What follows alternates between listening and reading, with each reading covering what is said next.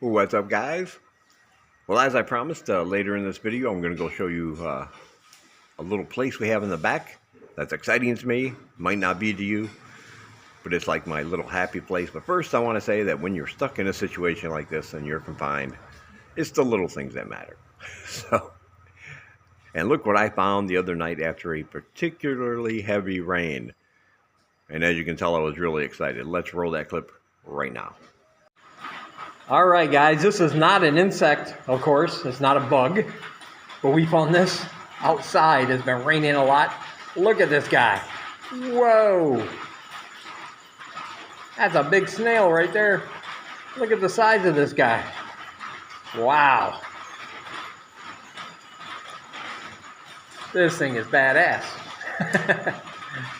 Look at that. Look at the little antennae. Wow. I'm gonna let him go, of course, but this thing is awesome. All right, as you can tell, I was really excited there. Maybe overly excited. Now, I don't know much about mollusks, but that was the biggest snail I ever had, I've ever held, I've ever seen. I was trying to get an identification on it, but I did a reverse image search in Google, and it just kept coming back with conch. And I don't think we have conch here, so it was wrong. Anyway, that was my excitement. It's the little things. So I want to show you this back here. This is the back of our apartment. I've lived here 3 months and never really got back here much. And look at this. A security gate held together by this. And this is what I wanted to show you. This is my happy place. And you might be saying, well, it's just a big empty lot. 2 empty lots separated by, a wall. But that's why I get excited.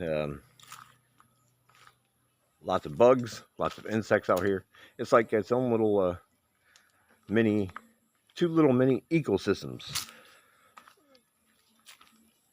And I like to come out here and see what kind of things we can find. Now, I'm not going to bore you with the details of the things I've seen, what kind of bugs and insects are out here, because I don't want to be that guy, guy that goes to a certain party and that particular party has no interest in all in what he has to say. So everybody avoids him because they don't want to get trapped in a conversation. I know most people watch my channel to hear about things happening in Cambodia, so I'll save that for another time. But I can sit out here for hours and just sit on the wall, sometimes just walk around, observe, see whatever it is I can find. And I have seen some really cool little things, little insects, some of which most of us, even myself, would ignore otherwise, unless you're looking for them. So yeah, like I said, it's the little things in a situation like this. Somebody said in my last video, they said at least you're locked in with your special lady. You could have been alone, and that's true. However, anybody who's been in a relationship can probably sympathize with this, is that when you've been with someone for a while and you think you know all their quirks, all their habits, you think you know what about them gets on your nerves, what about you gets on their nerves, and you think you got it all figured out. When you're in a situation where you're stuck in a small enclosed area all the time, you realize you don't know the half of it. And so sometimes things that normally wouldn't get on my nerves or get on her nerves, for me, the situation exacerbates those things, and sometimes there's a lot of tension there. I'm going to jump over this wall here real quick. So every once in a while, I like to come out here, like I said, maybe an hour, 2 hours, and just walk around, observe. I can be with my thoughts and do what I do out here. So I find this area very peaceful, very relaxed. Now, as you can tell, that one back there is mainly all just weeds and uh, growth. But this one here has got like a little tiny, because of all the rain. Ooh, dragonfly.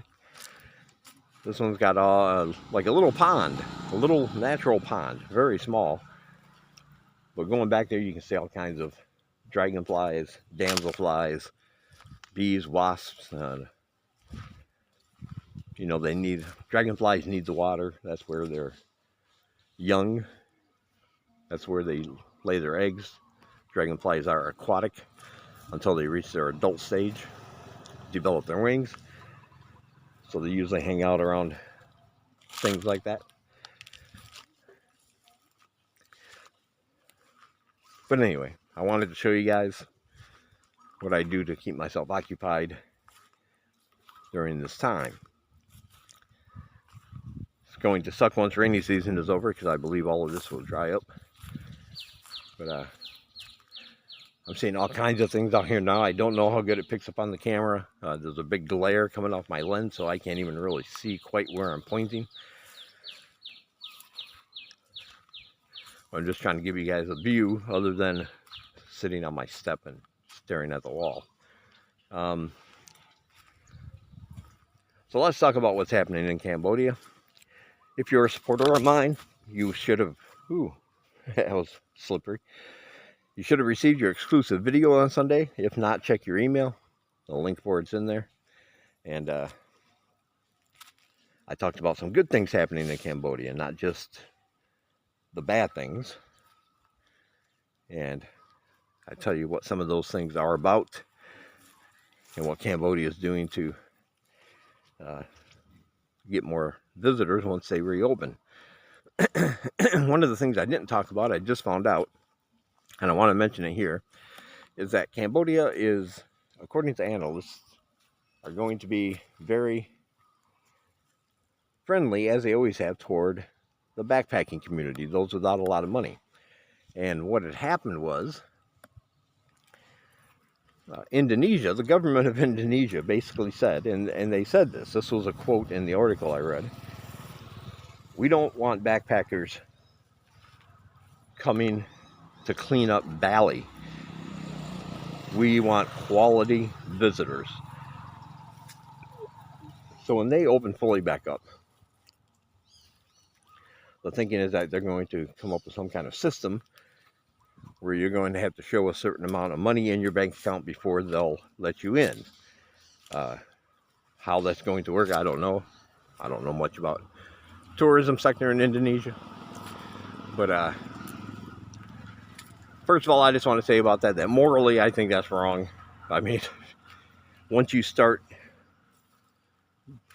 judging people, if they're a quality person, a good person, based simply on the currency we all use to live, then I think we've gone off the rails here as human beings. Because it's almost as if they're saying if they have a lot of money, they're going to spend a lot of money, which may not necessarily be true. But they're also saying only people with a lot of money are good people. And that, of course, is absolutely not true. I think we can all agree with that. And so some people might have started to worry, because a lot of countries around here, they kind of take hints from each other. The country comes up with a good idea, they might implement it. But according to analysts, Cambodia is not going to adopt that same stance. That they will be open to backpackers and those with less money, because they're going a different route, trying to rebuild the economy and get some income. And that route is by adding more tourist options. According to a report, on average, when people come to Cambodia as a tourist, they stay an average of 4.5 days. And they don't realize there's a lot more things to do here in Siem Reap than just 2 things. But that seems to be what's promoted the most, right? People come here, they want to go see Angkor Wat, they want to go to Pub Street, you know, the world famous Pub Street, and check that out. And nothing wrong with that. Obviously, do that. That's awesome. Angkor Wat is an amazing, amazing place to visit. But they were really putting a lot of work into an initiative to promote their ecotourism.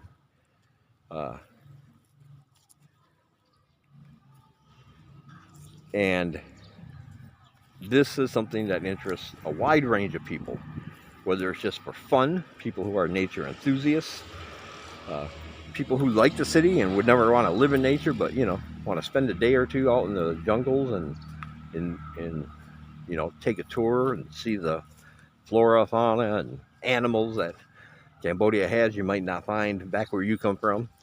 And you know, students of earth sciences, you know, botany, biology, ecology, entomology, they might use that for a paper they're studying, perhaps, or you know, just out of their natural curiosity. And of course, professionals who may want to study some of these flowers and trees and how the ecosystem works in the jungles here. So they're really relying heavily on getting people to come here and do more than just go to Angkor Wat and Pub Street. They want them to experience all that Siem Reap has to offer. And of course, the longer they stay, the more money they spend. And so that is a very, very good thing. Also, you have to keep in mind, like the analysts talked about in that article, that Cambodia has always been very backpacker friendly. There are whole industries here. People have made their whole living based on that, with hostels from $5 to $8 a night, from you know, dollar street food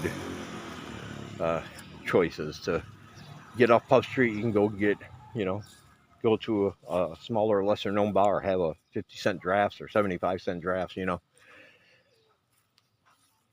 And you know, approximately 3,000 businesses have had to close permanently since the pandemic. Others are shuttered until, you know, whenever.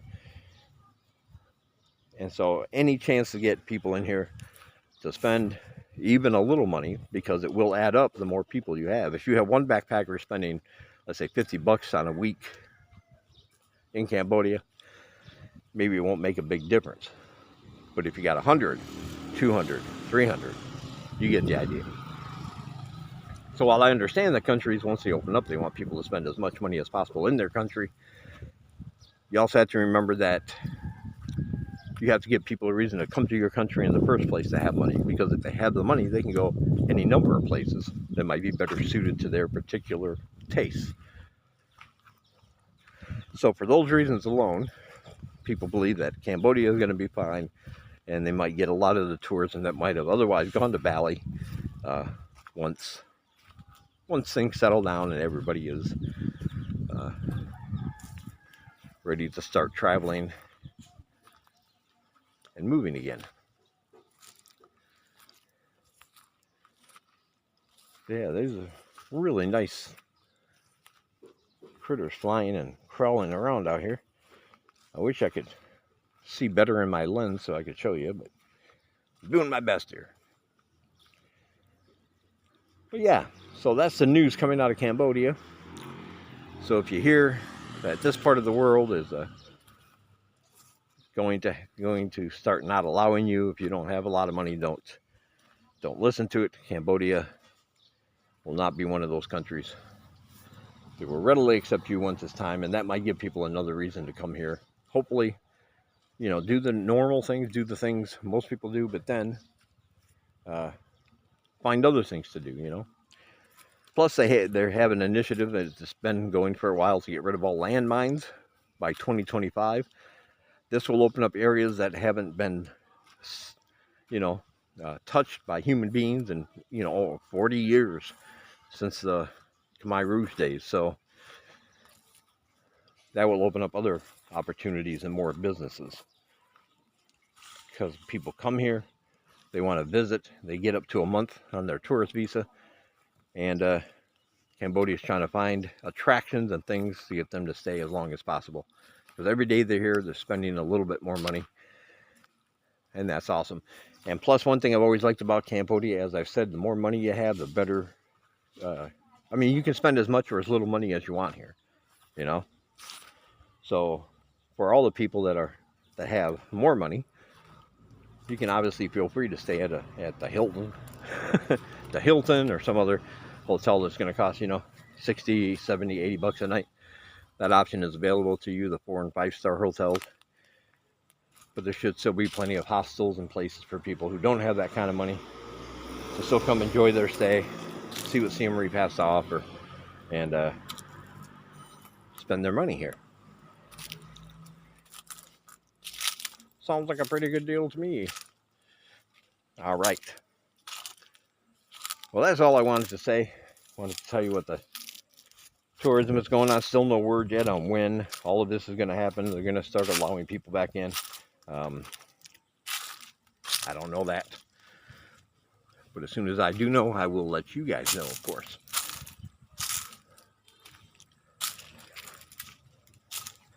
All right. Like I said, if you want to hear the other positive things Cambodia is doing to attract tourists once it opens, check out my exclusive video from last Sunday. And if you're not on the list to receive those, it's really simple. Check out all my links down below. All you have to do is donate. You can do it through PayPal, buymeacoffee.com/DDC, or join my Patreon. And then I'll have your email address. I'll add you to the list, and you'll be able to receive all of my exclusive content, including weekly videos and some other stuff along the way. Stuff that I don't usually publish on this public channel. All right. Check out those links. Also down below are links to other channels vlogging in Cambodia. Great information. Be sure to check all those out and subscribe to them. Also, all my social media is down below, and links to copies of my book if you want to buy them individually, t-shirts, and other good stuff. All right. That'll do it for this one. Let's see this thing here. There we go. Yeah, land. It's the only trouble I have. I can't get good pictures because I have to get too close with the camera, otherwise it's all fuzzy. And they won't stay long enough. Anyway, that'll do it for this one. As always, thank you to all my supporters. It really means a lot. You guys really help me out, and I truly, truly appreciate you. I love you guys. Stay safe, everyone. Be sure to hit the like button, subscribe if you haven't, and share on social medias. All right, I'll talk to you guys in the next one.